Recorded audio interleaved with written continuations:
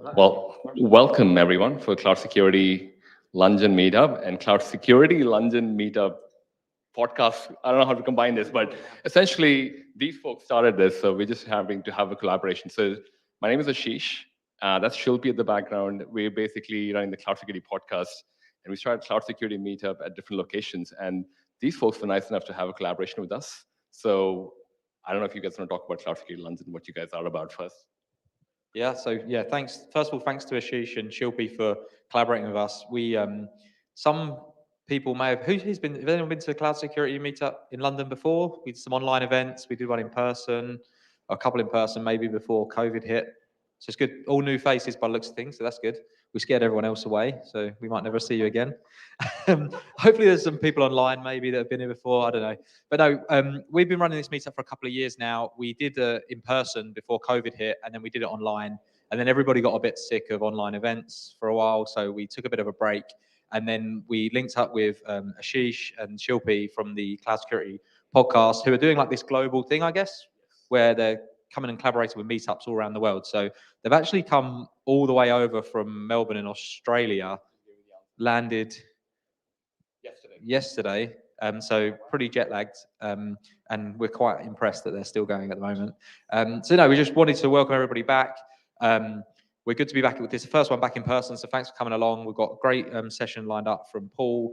We always have a fun quiz at the end as well, which you can get involved in, and we'll give away a prize to the winner. Probably be like an Amazon Echo or something like that, some silly prize. Is there anything we need to talk, Adam, about logistics? Yes, Rav needs to tell you about. I was meant to do that before you started, but that's okay. So, hi everyone, welcome to the Microsoft Reactor. For those of you who don't know, Microsoft Reactor is a community space for developers and startups. If you are a speaker or if you run a community, please do reach out to us and you can run your meetup here at this space for free. A couple of housekeeping rules. The toilets are at the back. Fire exits, there's 2 fire exits. Again, where one right at the back where you entered and one on the right, just behind. There's teas, coffees, snacks, and I suppose there'll be food later on in the evening. And yeah, if you have any questions, please, you can come and speak to me. I'm here, I'll be here. At least till 8 o'clock, I think. But yeah, I'll give it back to Ashish. Yes, I'll talk about Sneak, which is the other sponsor. They are a software composition analysis. That's part of. So clearly, first time talking about Sneak over here. They talk basically they're in the application security space. They do container scanning. They do open source security. So SCA for folks from the AppSec space. Pretty popular, very developer first security is what their motto is. And I think they've recently started talking about Fuchs, so they're doing a lot more about cloud security conversations, hence one of the reasons why Shilpi and I are here as well. But that was for the sponsors. Thank you for Rav and Microsoft folks for having the venue, and Sneak for giving us the opportunity to come with the food and drinks for everyone. Sweet. So now, over to the person. Yeah. Talk, Paul. Talk.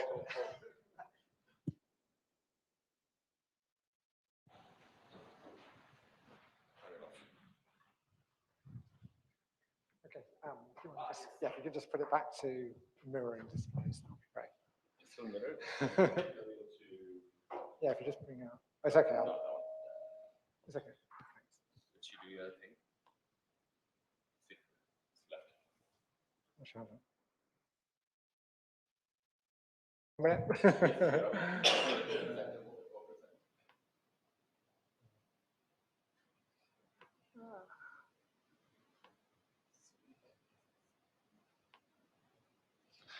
Right, good evening. I'm Paul Schwarzenberger, and I'm a cloud security engineer at OVO Energy. So I'm going to be talking today about something that's happened over the last year and a half. So about a year and a half ago, we began a bug bounty program, and over half of the issues that were found over the first 6 months and the money paid out were to do with subdomain takeover issues. So in this presentation, you will find out, and live demo, you'll find out what happened next. And you'll also see, as I said, a live demo, and we'll see, which of course will work. We'll see. That's the good thing about live demos. You never know. Oh, sure. Thanks, Ashish. All right. Okay, so I'm going to start off by just going through what is subdomain takeover. And I know quite a few of you know all about it, but not everybody will. So what is subdomain takeover? So this is an example. There are lots of different types, but here's an example. An engineer creates an S3 bucket in AWS, Amazon Web Services, but it could equally well be Microsoft Azure, as we're at Microsoft, and it could be a storage account in Microsoft Azure. So, you know, this applies to any cloud.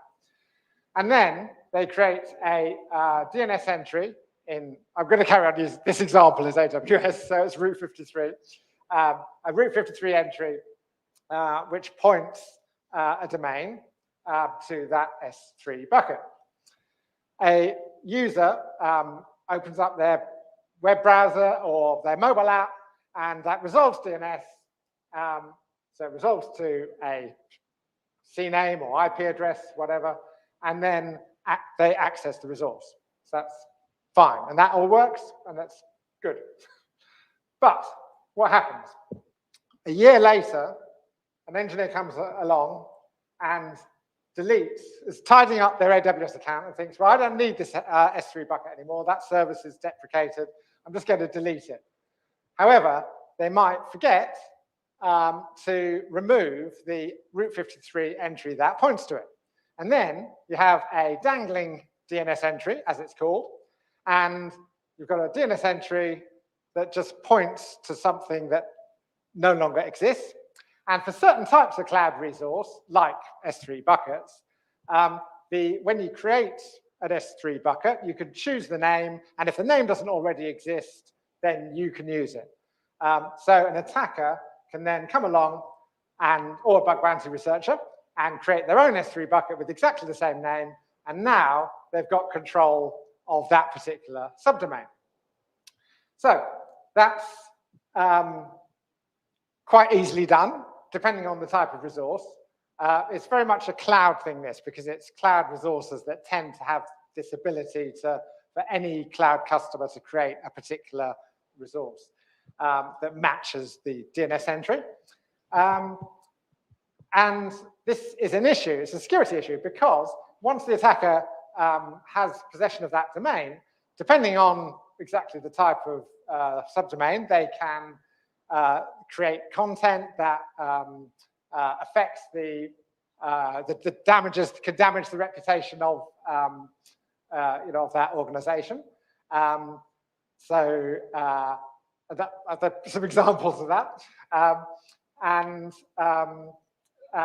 they can also potentially host a realistic login site and harvest credentials. They could put malware on there and use it as a way of getting malware onto endpoints belonging to that customer's employees or that organization's customers. So it is a serious risk, and it's important to take note of it. So what we're going to do now, what I'm going to do is I'm going to create some deliberately vulnerable domains.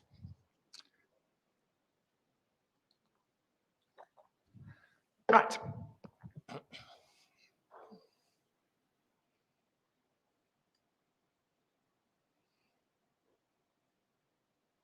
Okay.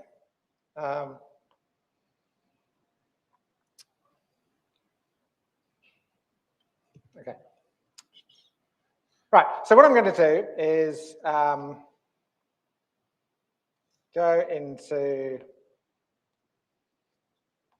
Route 53.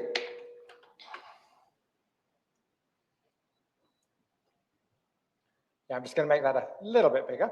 And I'm going to create some deliberately vulnerable domains. So yes, I'm going to start off. So this domain is called Celidor.io. And this is just a domain which I own because my own company is called Celidor. So I bought this domain.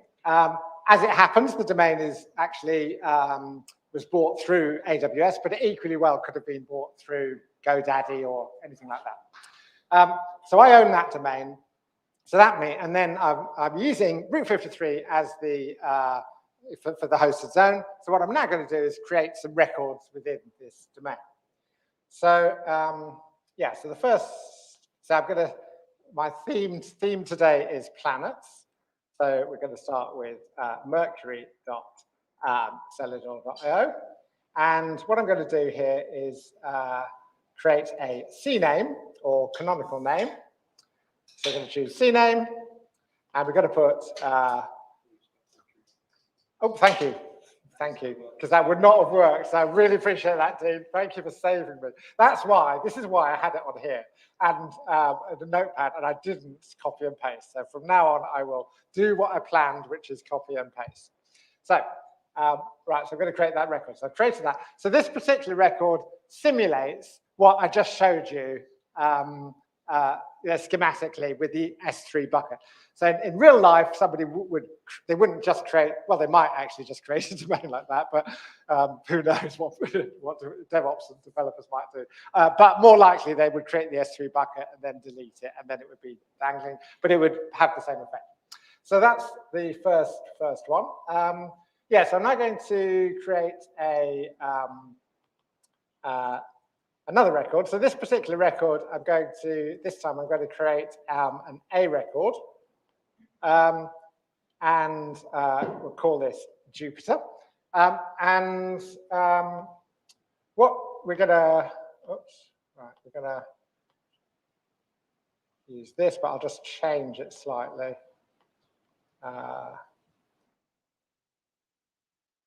Oops, not that. That wouldn't work either. Right. That's better. Yeah, you're keeping on to this, Dean, aren't you? You're just making sure I don't mistype. So this is a DNS record that's pointing to an A record. So this simulates what might happen and what has happened at OVO Energy, where you have a DNS record that points to perhaps a virtual machine or an elastic IP address, and then somebody later on deletes that elastic IP address or virtual machine, and the IP address, which belongs to AWS, is returned to the pool. And then that can potentially be picked up by another customer or a bug bounty researcher or a malicious attacker who might be going through doing a brute force type of attack, trying to get IP addresses that match dangling A records. So that's what this one simulates. So for what I'm now going to do is just show, one other example. So,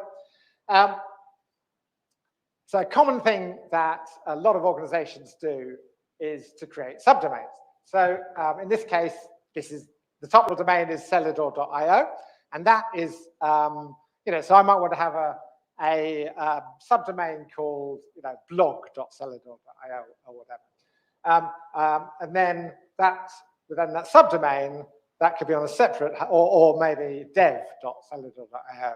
And then within that separate subdomain, the DevOps and developers might then create a whole load of records themselves.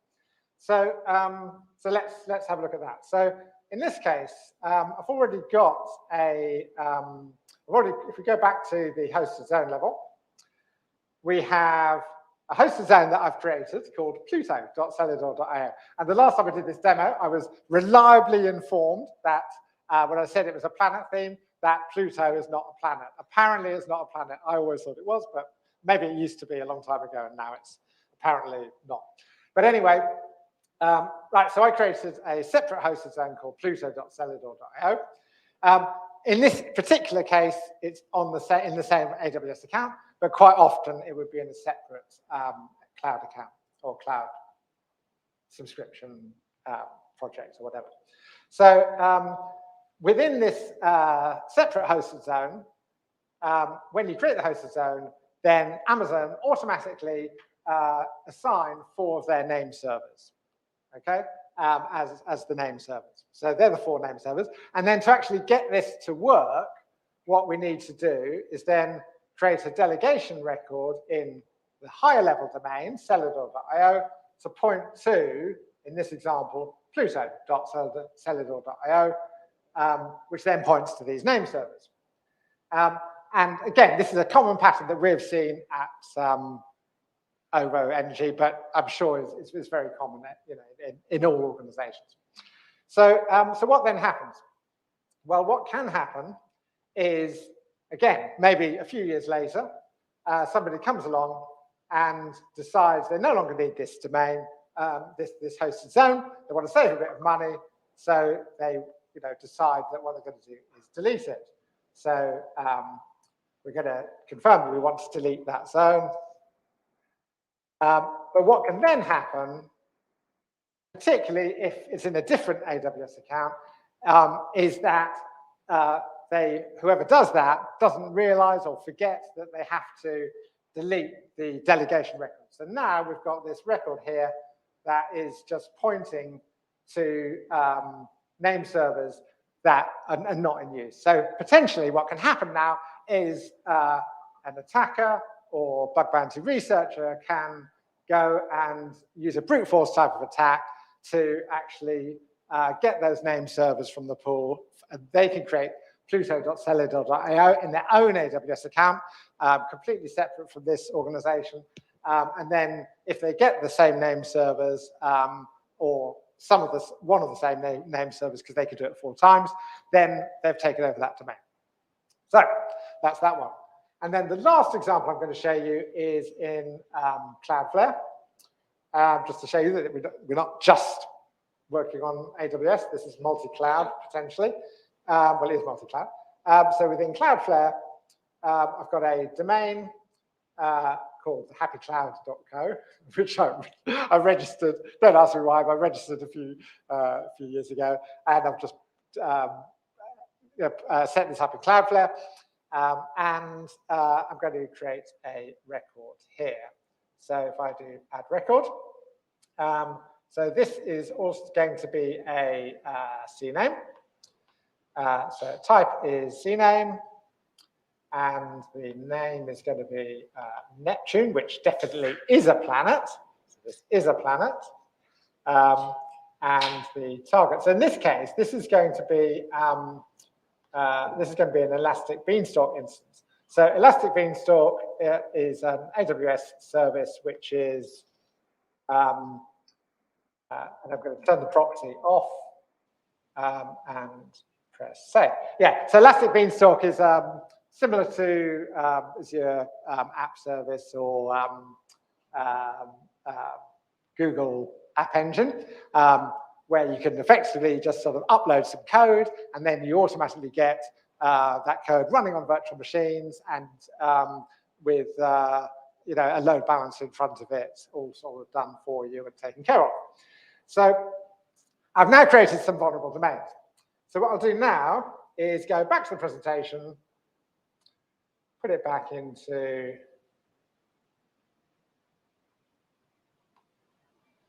presenter mode, and carry on. So, as I mentioned, so it's about a year and a half, roughly a year and a half, a bit less than a year and a half ago, at OVO Energy, we began a bug bounty program. So any people here have bug bounty programs in their organization? So a few, yeah, maybe 20% or something. So, so I don't know about you guys, but we've found it to be very effective and very worthwhile, and it's found all sorts of things that we probably wouldn't have found and discovered if we almost definitely would not have discovered them if we hadn't used a bug bounty, set up this bug bounty program. So it's been very worthwhile, helped to improve our security. So this shows, took this screenshot a week ago. So it's up to date. If anybody, by the way, is thinking about the money and could I afford it, you do have to pay. Well, for this, we happen to use BugCrowd, but another very good provider is HackerOne, and I'm sure there are others as well. So with BugCrowd anyway, you also have to pay a fee, a sort of management fee per year as well, just in case you're considering doing this. Anyway, so you can see what we've paid out in all time. And you will also see that there's a certain sort of pattern to this. So it sort of goes up, then it comes down a bit. So the reason for that, the first quarter was just a few weeks. It wasn't a complete quarter. We started off with just a single domain in scope, because you could, with bug bounty programs, you can define what the scope is. So that took account of the second quarter. Then in the third quarter, we increased the scope to cover all of our major brands. So that's why we've got a big increase in the third quarter. And then it's gone down a bit since then, which I'd like to think is because we've become a bit better at our security, or maybe it's because the bug bounty researchers have found all the low-hanging fruit. But anyway, yeah, so it's come down a bit, but we're still getting useful findings. The latest quarter obviously isn't finished yet, you know. So that's the bug bounty program. And as I mentioned in the sort of intro at the beginning, for the first 6 months, about half of the money paid out and half of the findings were all subdomain takeovers. So we sort of realized pretty quickly that we needed to do something about it, and not just to discover any that hadn't been discovered by the bug bounty researchers, but also to prevent new things happening in the future when new subdomain takeover vulnerabilities happening in the future, when a developer, you know, spun up a new environment. So we felt we needed a continuous compliance solution. And we had a look on the market, well, both on the market, but also within open source. We didn't really find anything that fit our needs, so we decided to develop our own. So we also made the decision pretty early on, well, really actually right from the start, but we then had to go through an approval process to open source these projects. So the open source project is github.com, overtech, and then domain-protect. So that's where you can find this, or just search for domain protect. You know, if you like all of this, give it some stars, or well, 1 star each.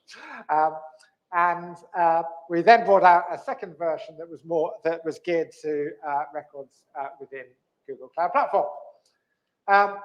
You'll also find a couple of tech blogs where we go through some of the same things which I'm talking about you know, in this presentation. So that's at tech.overenergy.com. Got a couple of tech blogs there. So what does Domain Protect actually do? Well, our approach has been, rather than try and discover, so the way bug bounty researchers and attackers try and find vulnerable subdomains, is they do a whole load of searches using all sorts of different tools, like look for certificate transparency records, you know, and try common words that are, you know, dictionary, sort of using dictionaries to find common words that are used, you know, like dev dot and so on, or, you know, my dot. So there's a whole dictionaries that can be used. So bug bounty researchers try and find out what the subdomains are from the outside. What we thought was, well, you know, we can get in. Most of our DNS is in AWS. So, you know, we can just log into DNS programmatically, go through all the different accounts, and find out what all the domains are, and then check if they're vulnerable or not. So that's, you know, exactly what we did. So, so with AWS, you have any sizable or any enterprise using AWS will have multiple AWS accounts. So they will have what's called an organization, which is AWS's term for the whole organization. And Amazon's best practice is to have a security tooling account that's sort of separate and just used for security. So that's where Domain Protect is installed. It's a completely serverless architecture, so we don't use any virtual machines or anything like that. It's all serverless, so it's very low cost to run, and it's all you know, on demand and event driven. So we have a Lambda function, which first of all assumes a role into the organization management account, which is the top level AWS account of the org, and then just lists all of the accounts in the organization.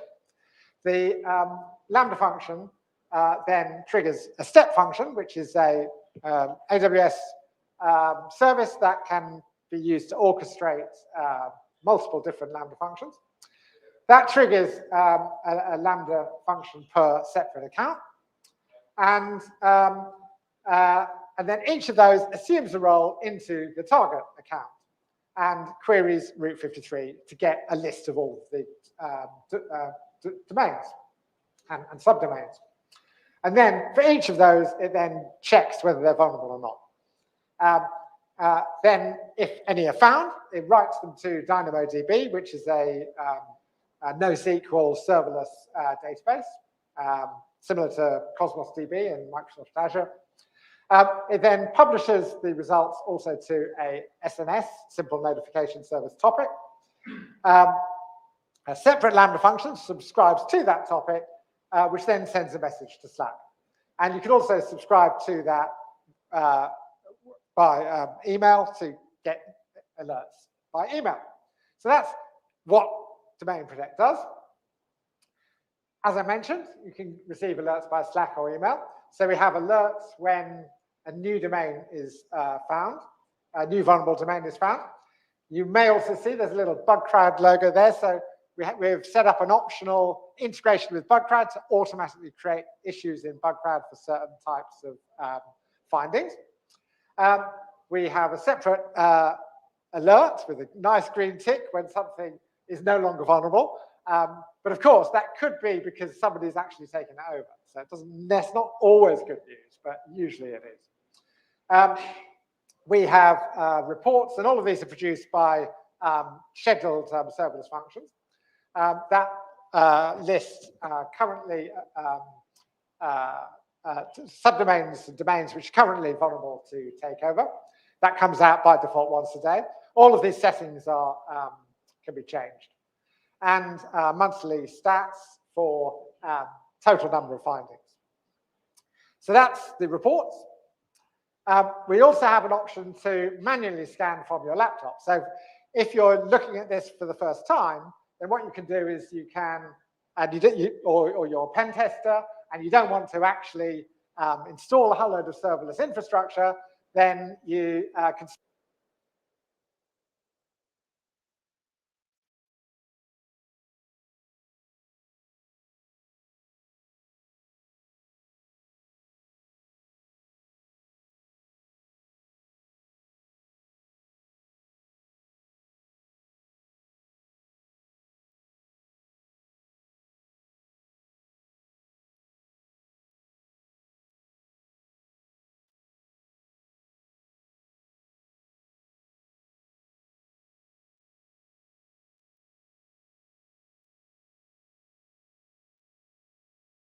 Turn that on. Hi. Oh yeah, just keep it a bit. It's okay. I'll just use this. It's not a problem. Yeah, actually, okay. Thanks.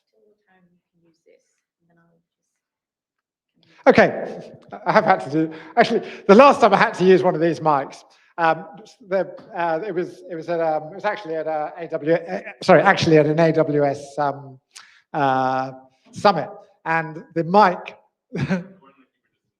Oh, sorry. Right. Thank you. Ashish is just sorting out the acoustics. Thank you. I was using a mic a bit like this at AWS Summit where I was presenting, and unfortunately, with the particular settings, you had to keep your finger pressed on it really, really hard, and that was hard work doing that for a whole presentation. Right. So that we get best sound quality, I'm going to swap back. Hold on.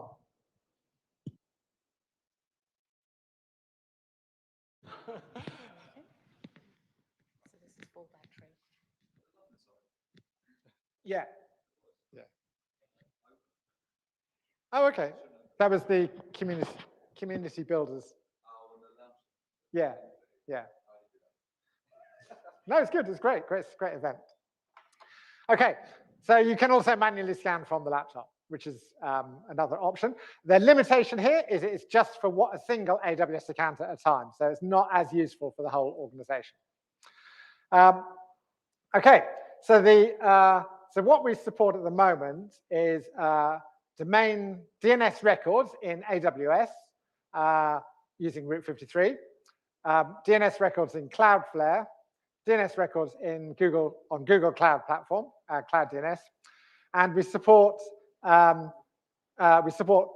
vulnerable resources across AWS, Google Cloud Platform, and Microsoft Azure.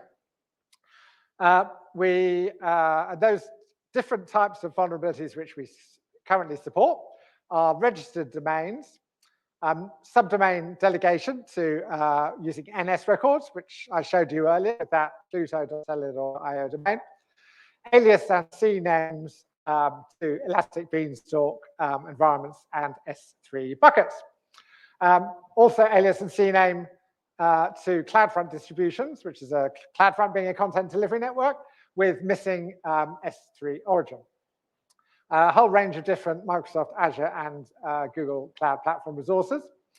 And recently, we also launched support for A records in AWS, namely EC2, so virtual machine, elastic IPs, and global accelerator IP addresses. But this was all very well. Initially, Domain Protect just ran once a day. We had a manual approach to informing teams. So OVO Energy, we have a very sort of distributed autonomous teams that are used to doing their own thing. So we had a manual approach for the security team informing them. And sometimes that took several days to fix. And what we found was, in the meantime, we were often too late because the bug bounty researchers had already taken it over before the vulnerability was fixed. And sometimes, because they had automation, before we'd even detected it, as we were only detecting once a day. So, and of course, it's not just about bug bounty researchers, it's also about the risk from malicious attackers. So what we introduced then was automated takeover in the security account. So the idea here is, well, if we do a friendly takeover, as it were, we'll take it over sort of in a friendly way before the bug bounty researchers or an attacker can do so, because we've then got that S3 bucket or whatever it is ourselves. So that was the next thing that we did. So we implemented that. This screenshot is an example of S3 bucket that has been taken over. We support elastic beanstalk environments and S3 buckets at the moment. So that's automated takeover, and that has saved us many times already. Yes, the last bit before we see whether the demos worked. Well, maybe we'll see whether the demos work first, and then we'll come back to that. So we'll see whether the demos worked. So I'm going to open up my Slack thread, and it's my Slack. So you'll see here that this is my Slack channel that I've integrated with. So if we have a look here, you can see that if you ignore that top one, that was before we started. But since we started, so it was roughly 20 past 6 probably, that I created the vulnerable domains. So we've discovered this vulnerable A record. We also discovered the CNAME record with the S3 resource. We've discovered the NS record, and we've discovered the Cloudflare record. So all of the vulnerable subdomains, while I was talking, have been discovered by the tool. So that's all good. And then we also got a automated takeover of the, well, 2 automated takeovers. So we've got one of the S3 bucket and one of the elastic beanstalk instance. So if I click on mercury.cellular.io, let's see what happens. So it now takes you to the S3 bucket that I've taken over. So in this case, it's a friendly takeover. So that worked fine. And if we click on the elastic beanstalk instance, similar sort of thing. So the automated takeover all worked. So all the demos actually worked. Amazing. Well, at least all the ones so far. I might do one other. So let's just have a quick look at some of those resources within the security tooling account. So the takeover resources are created in the security tooling account, not in all the different accounts across the org. And also, by the way, the takeovers are optional, so you can turn them off if you don't want to do automated takeover, or if you're a bit nervous about doing that. Yeah, so if I go into functions, well, actually, if I go to step functions, yeah, I'll just open that on a new tab, I think. Not like that.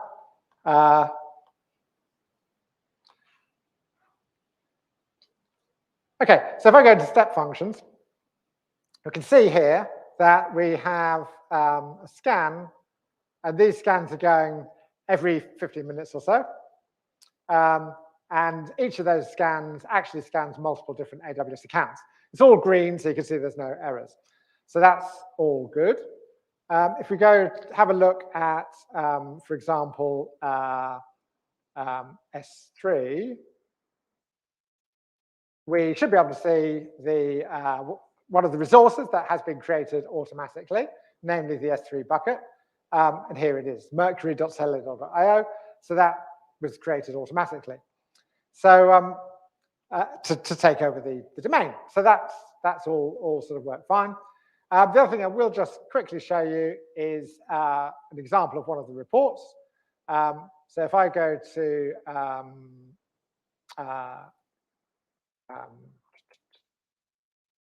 current. Okay, so this report only runs once a day. So in this particular case, I'm going to just do this manually, just to trigger it now, rather than wait till it runs, whatever that is. So that's just run. So if we go back to the Slack, you can see here we've got the report of domains currently vulnerable to takeover. So you've seen domain protect in action. So it's, as you know, it's open source, and it's being used by quite a large number of organizations who have decided that it'll be useful for them, including some quite really very large organizations and household names. One of the things that we did find is that organizations who are using the open source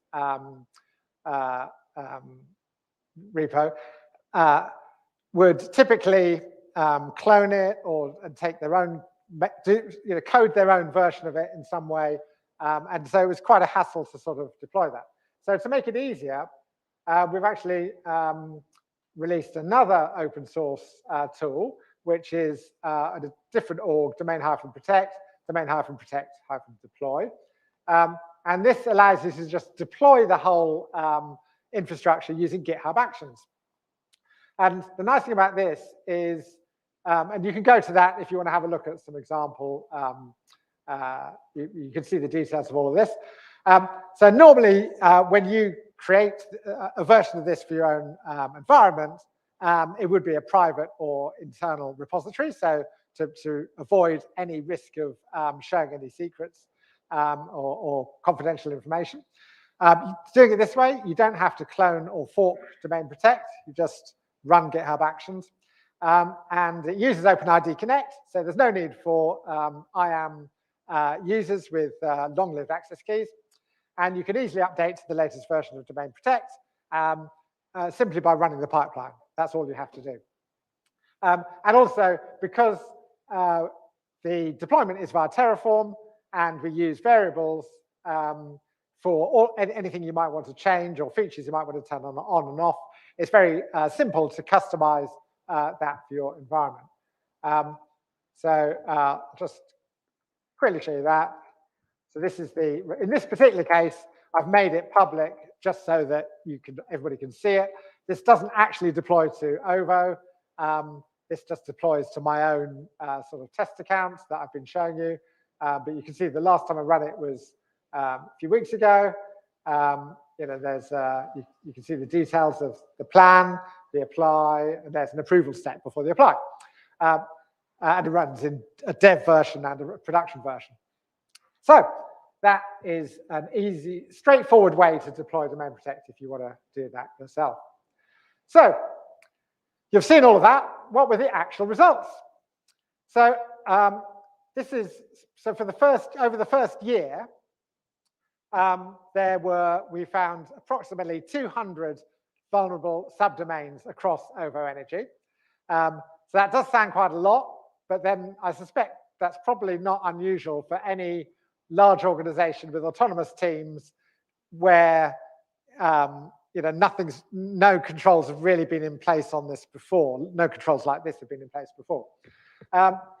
So of those 200 domains that were discovered, around half were discovered using the AWS version of Domain Protect with records in Route 53, around 25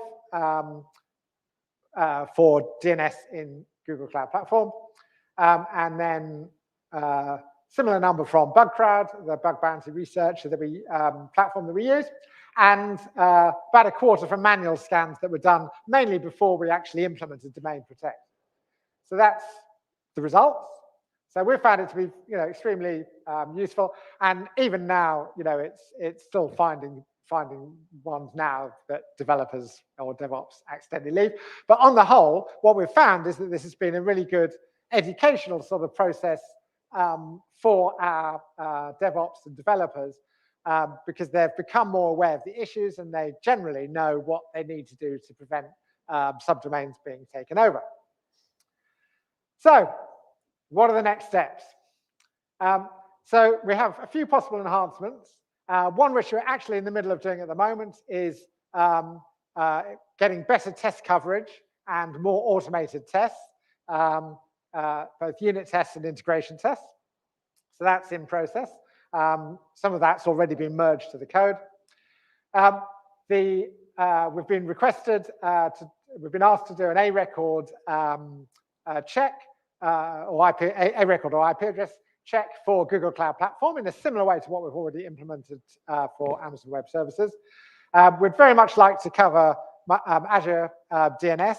The only reason that we haven't so far is that we don't have that many DNS records ourselves in Microsoft Azure, but it's something that we'd really like to cover for, as an open source tool.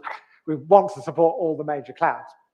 And we're really interested to know anything else that anybody thinks is important, particularly any other organizations that are actually using this tool and maybe have discovered some vulnerable subdomains that aren't in some way that aren't discovered by the tool.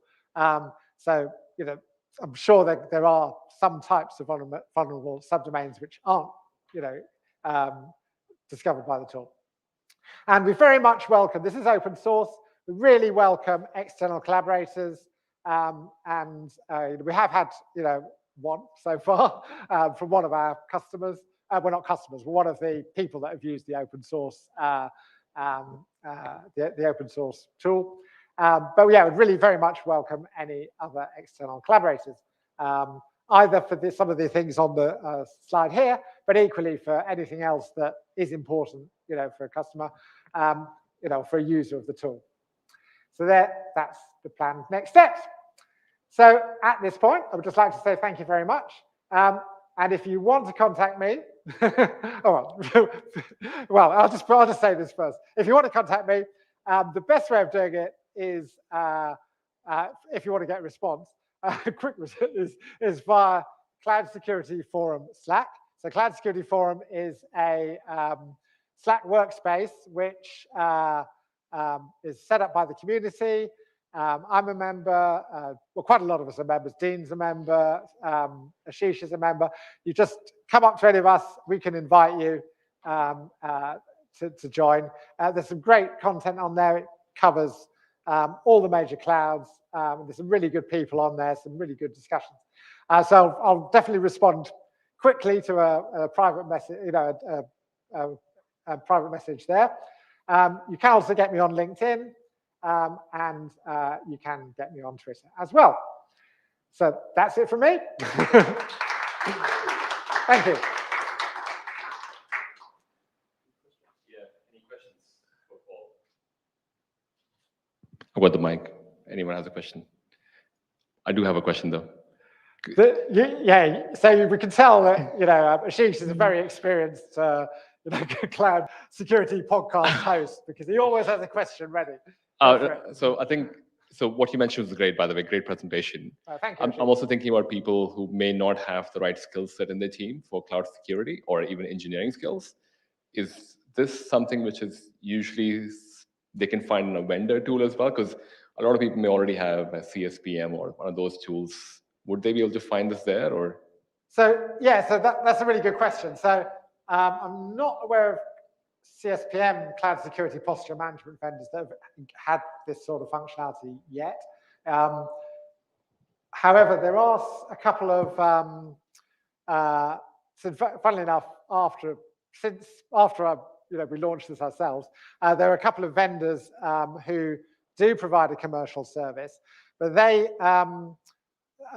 take a different approach. So the approach they take is very much from the outside in. So what they're doing is simulating what bug bounty researchers do, and going to a whole lot of different sources like certificate transparency records. They're going to doing those dictionary dictionary enumerations to find all the DNS records, and then they do the test. So what's different about this? Not necessarily better or worse, but it's definitely a different approach. Here, we're on the inside, we're actually going into the DNS records and then, checking all of those. So I think this, for the DNS records which are checked, this is going to be more comprehensive, because it should get DNS records even if they haven't shown up in certificate transparency records or dictionary enumeration. But what you might get from the other tools is, those cases where somebody's gone off and used a completely rogue DNS that's that's not included in what the tool actually scans. So yeah, great question. Hi Paul, thanks for that. Quick question for me. You spoke about the green tick in Slack being a bit, could be a bit of a, I don't know, could be false, I guess, because someone it may be green because some bad actor has taken over the domain, not that's yourself. True. Is there any plans to add any kind of additional checks? For example, has it been replaced by an S3 bucket that's now owned by me, right, in one of my accounts? If you see what I mean. Like, was it me that fixed it, or someone else, right? Like another check. So that's a really good idea, and that if you'd like to contribute. Yeah, that was my next question: is what language is it written in? It's Python. Okay, cool. Well, Python for the actual detection, and Terraform for the infrastructure. For the deployment. Yeah. So that's a really good suggestion. So that would actually be quite a relatively straightforward because you already have the step function enhancement to do, because as I sort of mentioned, as I showed you, when we do a friendly takeover, we get this. So it'd be quite easy to see, well, unless the attacker used that, which would be a bit sneaky, but they could. I shouldn't have said that. But yeah, if an attacker used that, it wouldn't work. But that aside, normally, like for instance, a bug bounty researcher will normally, they'll do something else normally, like taken over by, their sort of, handle. So you could do that, and that would be a good enhancement. Yeah, yes, got it. Nice one. Cool. Any more ideas would be great, and contributors who can actually want to code it as well, even better. Thank you for the presentation. My question is, you mentioned CloudFront, and that you are missing the integration with the origins to S3. Yes. Is there any particular reason, like missing API or something like that, or just you haven't focused in that area yet? So the scenario there, that particular scenario was you have a cloud. A common architecture for a static website is to have in AWS is to have an S3 bucket and then put CloudFront in front of the S3 bucket. And similarly with Microsoft Azure, you might have a storage account and then use Azure Front Door in front of it, same sort of thing. So the scenario that this looks for is those cases which is probably pretty unusual, where you have CloudFront pointed to an S3 bucket, and somebody deletes that S3 bucket, but leaves the CloudFront distribution in place.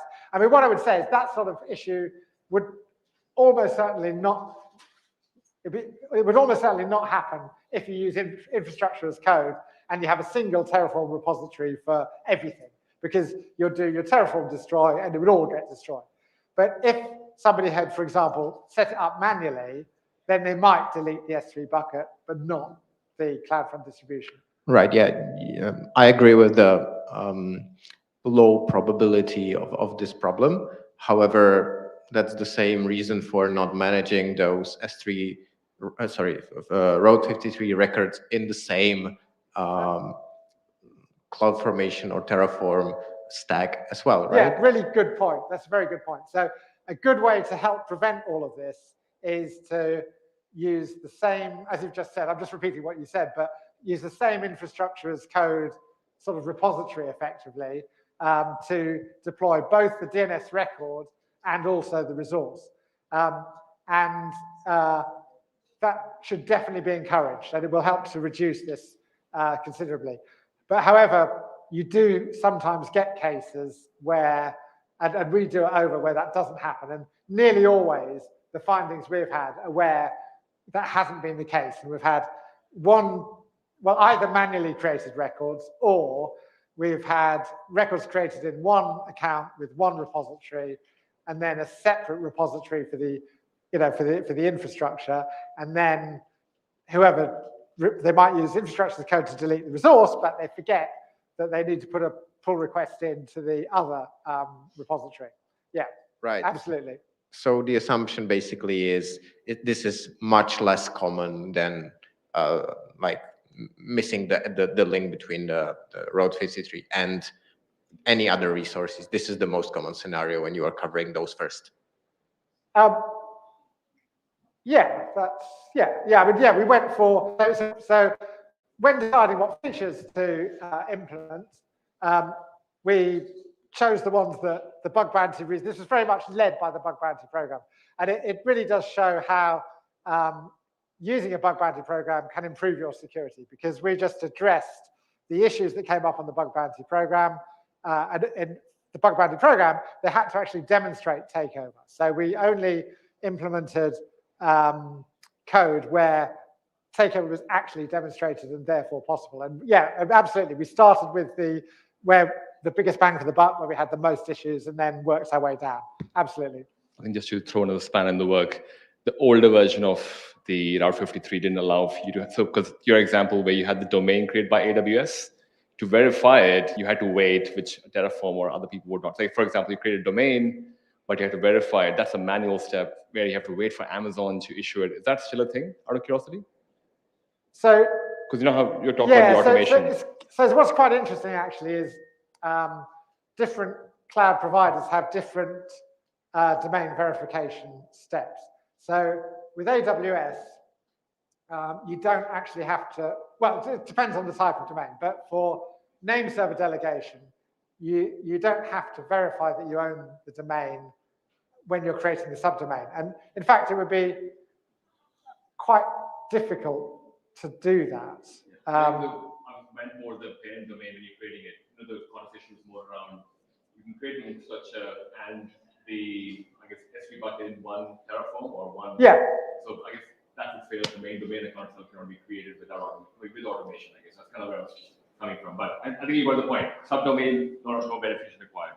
Yeah, and it's always better, as we've said, you've sort of said again, always best to have a single code repository, infrastructure as code, and a single repository that does both the domain record and the resource, wherever you can. But Hi, a simple question, like, did you report or raise any incidents with the cloud providers regarding this? Because like in AWS, there are already so many validations. For example, like you are going to delete any ASGs, it will tell you that you need to terminate your instances first. So like, have you raised any incident on AWS or Azure that there is an issue like this? Can you add any validations? So if they do that, then you don't have to do all this stuff.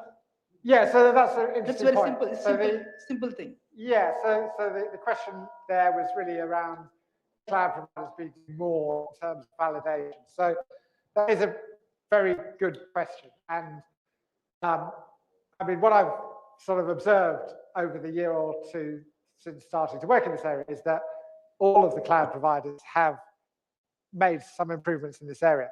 So for instance, Microsoft Azure, for example, if you create an Azure front door with a DNS record, then they don't actually allow you, and if you do both of that in the same subscription, they don't actually allow you to delete the front door until you've deleted the DNS record, which is great. Another example, Google Cloud Platform have got some very stringent domain ownership checks, which are done in a completely different way from Azure or AWS, and that's helped to reduce the number of findings in Google Cloud significantly. And AWS have actually made improvements to make it much harder to actually do the name server subdomain delegation. And since they made those improvements, we've had much fewer name server delegation, successful name server delegation attempts. But their approach was a little bit different from verification. They were sort of storing the values.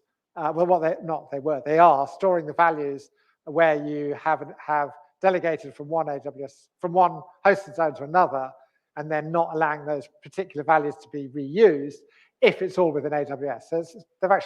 So that has significantly reduced the number of AWS vulnerabilities for name server delegation. So go ahead, Dean. Maybe a valid, maybe a not so valid question. Just thinking while you were talking there. I think with Azure Front Door, you can give it your own like friendly name, right? So I could do like dean.azureedge.net or something like that, rather than a unique. Yeah, exactly. So have you seen any instances of like subdomain takeover where it's not in a DNS service? So I registered dean.azureedge.net that goes to dean.azurefunctions.net, and then I removed the function, but I didn't remove Azure Front Door. I haven't used a DNS service at all. I deleted my DNS record, but someone could go to dean.azureedge.net and get to some hacker's resource. So have you seen any subdomain examples where it's not really using a DNS service, but using... What, a configuration?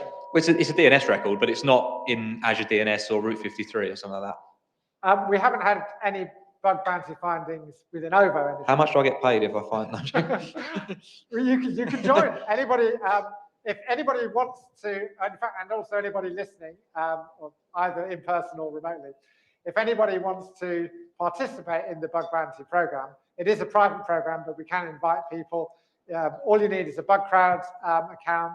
Contact me and I'll invite you. So then you can earn some money. But out of curiosity, just a random question out of curiosity there, what kind of severity when you triage these incidents, would a subdomain takeover have? So with BugCrowd, they have a vulnerability rating taxonomy, and we just go by that. So it's normally P3. If it's an extremely important domain, it might be higher than that, but generally it's P3. Yeah. Of course, scenario.